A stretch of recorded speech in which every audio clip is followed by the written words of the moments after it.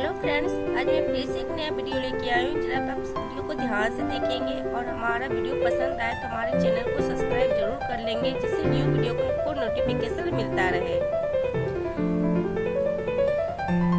चलिए पॉइंट पर चलते हैं। आज का हमारा पॉइंट है बाल्यावस्था की मुख्य विशेषता क्या है।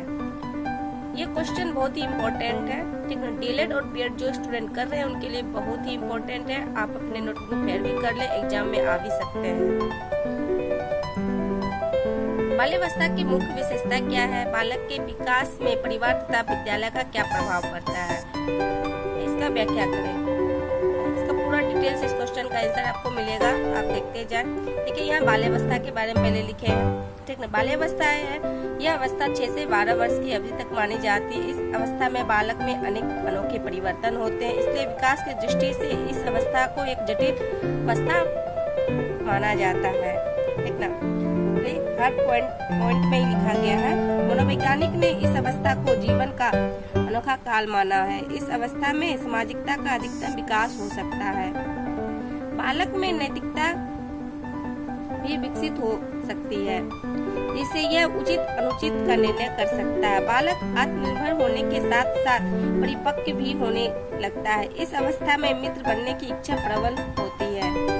इसमें बहुत से ढेर सारे आपका पॉइंट मिलेगा, सीटेट के एग्जाम में भी काम आएगा, ठीक ना।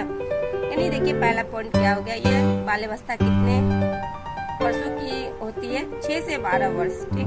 दूसरा पॉइंट आ गया, इस अवस्था को अनोखा काल भी माना गया है, बाल्यावस्था को। और तीसरा पॉइंट हो गया, इस अवस्था में जो बच्चे होते हैं ना, मित्र बनाने की प्रबल इच्छा रखते हैं ना। चलिए आगे चलते हैं। बाल्यावस्था में अपने समूह के प्रति बड़ी आस्था होती है। उसमें आपस में सहयोग, प्रेम, सहानुभूति का भाव विकसित होता है। बाल्यावस्था में बहुत प्रकार की रुचियां भी विकसित होती है, ठीक ना। चलिए यहाँ मनोवैज्ञानिकों के अनुसार क्या उनका कथन है वो भी देख लेते हैं। चलिए बाल्यावस्था जो मनोवैज्ञानिक जो है कॉल और वर्ष के अनुसार, ये दोनों मनोवैज्ञानिक हैं। बाल्यावस्था को जीवन का अनोखा काल बताते हुए कहा है कि वास्तव में माता पिता के लिए बाल विकास की इस अवस्था को समझना बड़ा ही कठिन है, ठीक ना। यहाँ तक आप समझ गए होंगे। यानी दो वैज्ञानिकों ने भी अपने अनुसार बाल्यावस्था के बारे में अपना तर्क दिए हैं, ठीक है। आगे चलते हैं। बाल्यावस्था की मुख्य विशेषताएं ना, क्या बाल्यावस्था को 6 से 12 वर्ष की आयु तक मानी जाती है। मनोवैज्ञानिक हरलॉक ने इसे 6 वर्ष से लेकर 12 वर्ष के बीच का समय माना है। इस अवस्था में मुख्य विशेषता विकसित होती है, जो निम्नलिखित है। एक नंबर में है मानसिक योग्यता में वृद्धि, जिज्ञासा का प्रबलता, वास्तविक जगत से संबंध, सामाजिक गुणों का विकास, बहिर्मुखी व्यक्तित्व का विकास,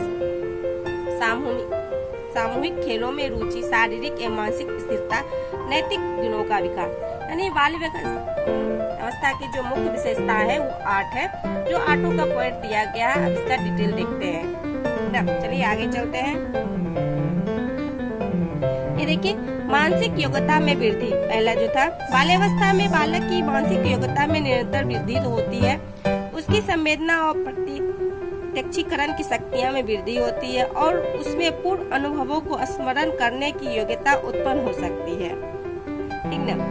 दूसरा देखिए, बालक की जिज्ञासा विशेष रूप से प्रबल होती है।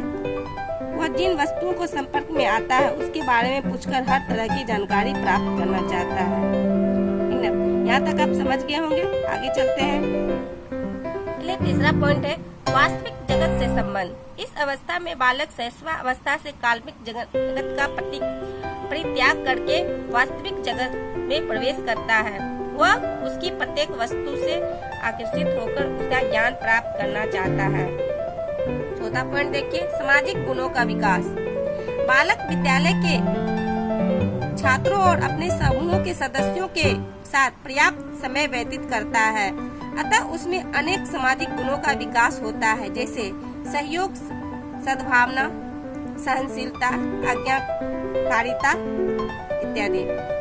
5वां पॉइंट देखिए, बहिर्मुखी विकास का बहिर्मुखी व्यक्तित्व का विकास। शैशवावस्था में बालक का व्यक्तित्व अंतर्मुखी होता है, क्योंकि वह एकांत प्रिय और केवल अपने में रुचि लेने वाला होता है। इसके विपरीत बालक में उसका व्यक्तित्व बहिर्मुखी हो जाता है। चलिए छठा पॉइंट देखते हैं, सामूहिक खेलों में रुचि। बालक को सामूहिक खेलों में अत्यधिक रुचि होती है। वह 6 या 7 वर्ष की आयु में छोटे समूह में और बहुत काफी समय तक खेलता है। 7वां पॉइंट, शारीरिक एवं मानसिक स्थिरता। 6 या 7 वर्ष की आयु के बाद बालक के शारीरिक और मानसिक विकास में स्थिरता आ जाती है। वह स्थिरता उसकी शारीरिक और मानसिक शक्तियों की दृढ़ता प्रदान करती है। यहाँ तक समझ गए होंगे, आगे चलते हैं। अगला पॉइंट है नैतिक गुणों का विकास। इस अवस्था में आरंभ में ही बालक में नैतिक गुणों का विकास होने लगता है। यहाँ तक तो बाल्यावस्था के विशेषता के बारे में समझ चुके होंगे और देख लिए और लिख भी लिए ये अपने पेयर बुक में, ठीक ना। आगे का पॉइंट है, चलते हैं बालक के विकास में प्रभाव, परिवार का प्रभाव क्या पड़ता है, यानी बालक का जो विकास होता है उसमें परिवार का क्या प्रभाव होता है, ठीक ना। चलिए पहले इसका इंट्रोडक्शन थोड़ा सा लिख देते हैं। परिवार ऐसे व्यक्तियों का समूह है जो रक्त के आधार पर एक दूसरे से संबंधित रहते हैं। परिवार बच्चों के लालन पालन पोषण की विशेषता है। बालक परिवार में जीवन के महत्व भी निम्नलिखित है, यानी बालक के जो विकास होता है उसमें उसके जीवन में परिवार का भी महत्व उसका निम्नलिखित बहुत ढेर सारा पॉइंट दिया गया है, देख लीजिए। 1 नंबर में नैतिक विकास। परिवार किसी भी बालक की प्रथम पाठशाला होती है। माता पिता तथा परिवार के अन्य सदस्यों की क्रियाओं और व्यवहारों का अनुकरण कर बालक करता है। दूसरा पॉइंट देखिए, शारीरिक विकास। परिवार यदि बालक के पालन पोषण की विशेषता ऐसे स्थान पर करता है जहाँ शुद्ध वायु, पर्याप्त धूप, प्रकाश तथा स्वच्छता की समस्या न हो, तो शारीरिक रूप से स्वस्थ रहता है। मानसिक विकास। परिवार के वातावरण का बालक के मानसिक विकास से घनिष्ठ संबंध होता है।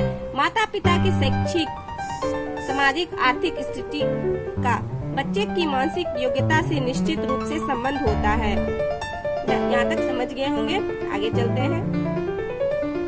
खेल का विकास।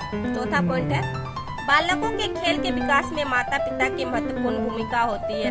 बालक को जिस प्रकार की खेल सामग्री परिवार द्वारा उपलब्ध कराई जाती है, यानी जितने भी बालक का जो खेल का विकास में माता पिता का महत्व होता है वो होता है जैसे खेल के बहुत ढेर सारी सामग्रियां अगर ले आते हैं परिवार तो माता पिता, तो उसका बालक का ज्यादा विकास होता है। इसीलिए सामग्री यानी परिवार जितना उपलब्ध कराएंगे बच्चे का विकास उतना ही होगा ना। आगे चलते, भाषा विकास। यदि परिवार के सदस्य शिष्टाचार के शब्दों का प्रयोग करते हैं, जिसे कि यानी शुद्ध भाषा बोलने, शुद्ध हिंदी बोलेंगे तो बच्चे का भी भाषा का विकास उतना ही अच्छा होगा। माता पिता बालकों भी उत्तम कोटि की भाषा सीखते हैं। बालक के विकास पर पारिवारिक संबंधों का भी गहन प्रभाव पड़ता है। यहाँ तक अब तो बालक के परिवार के बारे में क्या प्रभाव पड़ता है उसके बारे में आप देखें। अब आगे चलते हैं, बालक के विकास में विद्यालय का क्या प्रभाव पड़ता है, इतना। विद्यालय बालकों की शिक्षा का औपचारिक अभिकरण है। विद्यालय में प्रत्येक बालक को समझना, उसके व्यक्तित्व का आदर करना, उसको अपनी शक्तियों के लिए ज्ञान देना, अन्य क्रियाओं का आयोजन करना। विद्यालय का कार्य बालक के प्रभाव भी निम्न है, ठीक ना।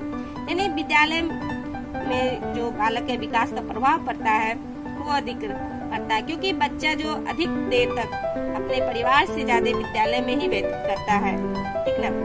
चलिए पहला पॉइंट देखिए यहाँ क्या है, मानसिक विकास। विद्यालय बालक के मानसिक विकास में बहुत महत्वपूर्ण योगदान देता है। परिवार के बाद उसका मानसिक विकास विद्यालय के माध्यम से होता है। विद्यालय का पाठ्यक्रम, खेल कूद, अनुशासन, स्कूल के साथी और अध्यापक विभिन्न रूपों में बालक के मानसिक विकास में सहायक है। यहाँ तक आप समझ गए होंगे, अपने नोटबुक में फिर भी करते जाए, ठीक ना। चलिए आगे चलते हैं। दूसरा, सामाजिक विकास। जो बच्चे विद्यालय आते हैं उनमें सामाजिक विकास के अनेक अवसर मिलते हैं। विद्यालय जाने वाले बालक आत्मनिर्भर बनता है।